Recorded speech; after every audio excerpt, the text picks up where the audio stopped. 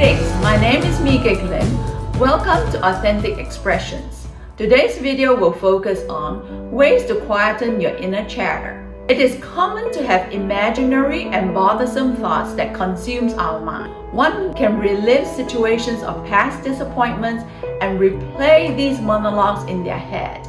Without a doubt, these noisy babble can be exhausting and can hinder a person from being present and enjoy moments that really matter.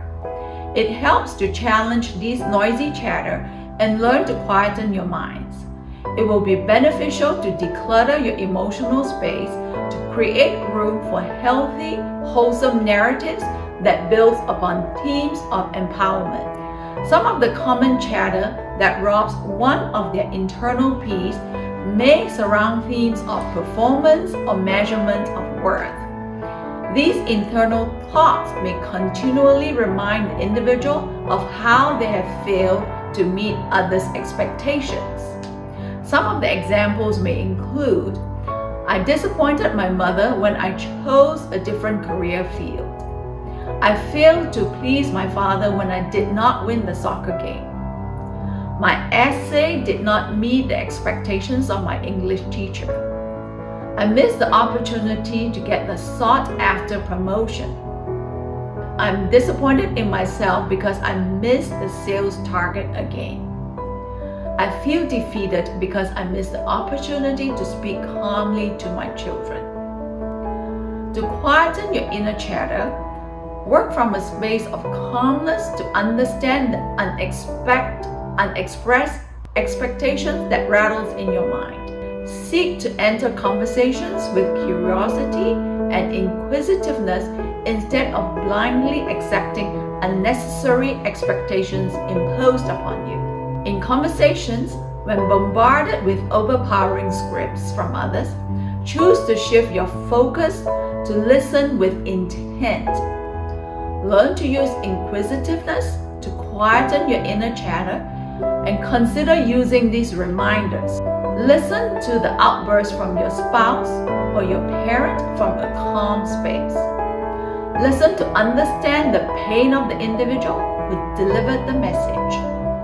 Listen to understand the expectations delivered to you, and it may be the same exact message imposed upon your husband or your parent by the adults in their life.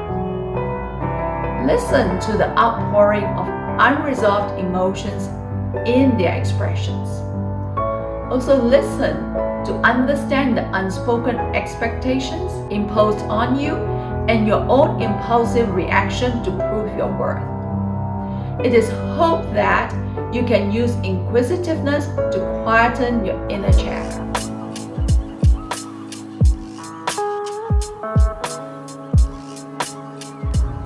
Today we are privileged to have some clinicians who will share with us strategies that they use to quieten the chatter within them. Hello everybody, my name is Bobby Davis.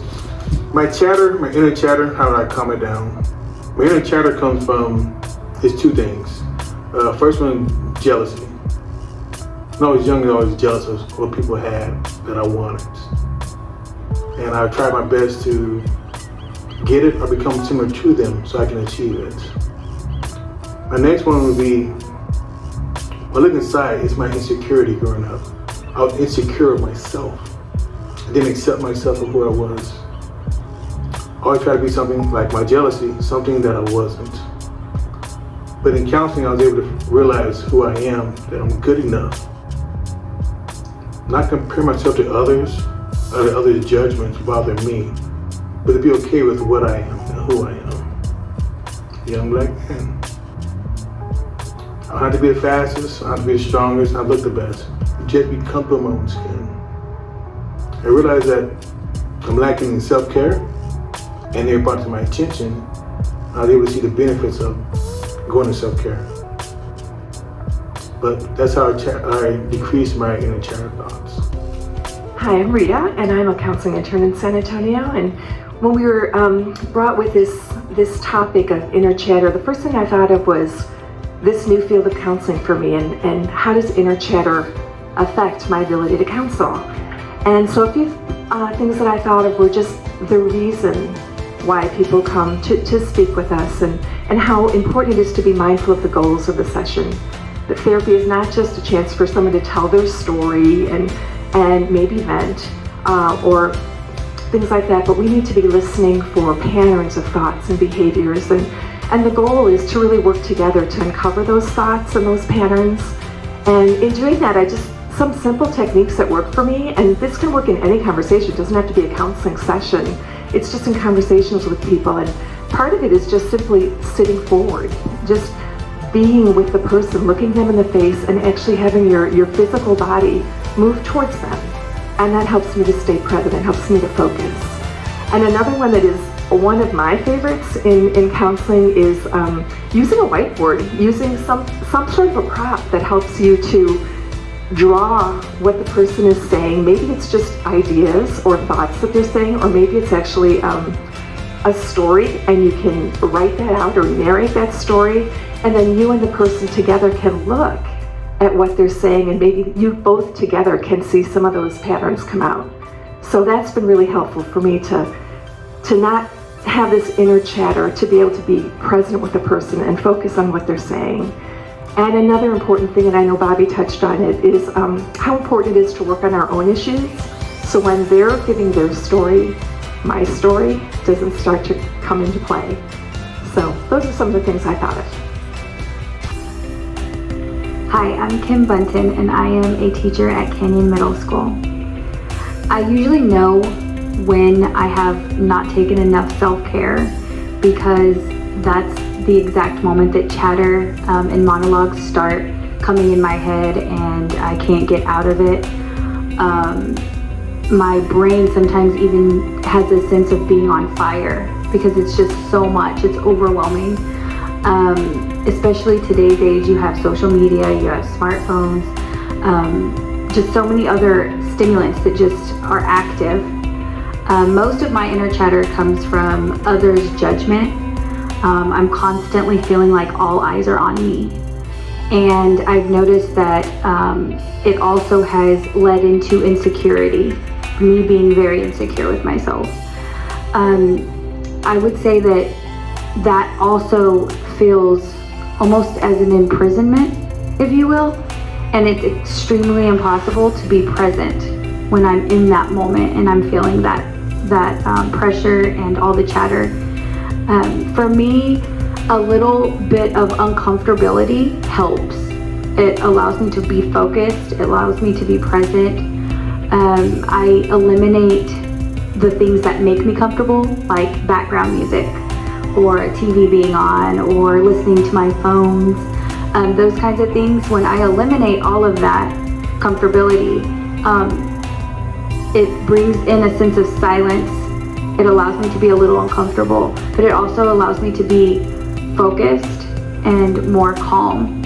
And that happens to also allow my brain to start to slow down, and the chatter kind of releases and monologues start to be quiet. Understanding the unspoken expectations imposed on me and my own impulses, reactions to prove my worth, that I think is what truly helps me, by noticing those things. And it helps quiet the inner chatter that I have. Thank you. That was great. I've enjoyed hearing everyone talk about ways to quiet self-chatter. And so for me, some ways that I quiet self-chatter. Oh, by the way, I'm Irene Young, Assistant Professor of Psychology. And yes, I have to quiet self-chatter in my life. There are a few ways that I do that. But one way that I do that is to turn off the noise. For me, that means shutting off the externals and focusing on the internals. And sometimes that can be challenging. I have to use metacognition. That means I need to pay attention to my thoughts. Think about what I am thinking, and then I catch that negative self-chatter. So how do I minimize that? Well, for me, it's through meditation. I like to think about things that are peaceful. It could be a poem, It can be a visual scene, such as a beach scene, or for me, I like passages, phrases, quotes, verses, and they're very calming to me. And so when that negative self-chatter comes in, I try to be ready by having a favorite quote or message that helps to calm my spirit. You know, with metacognition, thinking about your thinking, I have to be intentional. And even with meditation, I have to be intentional so that I can turn down the volume and turn off the noise. So think about, what is your quiet place? What is your peaceful space? When you get to that space, think about the self-chatter that you hear and be prepared to turn off the noise and turn down the volume, and think about valuing yourself. In closing, realize that it is your privilege to respect and connect to your inner voice. Make it your priority to embrace nurturing chatter that allows you to accept, honor, and respect your thoughts and preferences. Additionally, it will be beneficial to immerse yourself in original, creative narratives that embraces you wholeheartedly. I'm going to share a closing quote.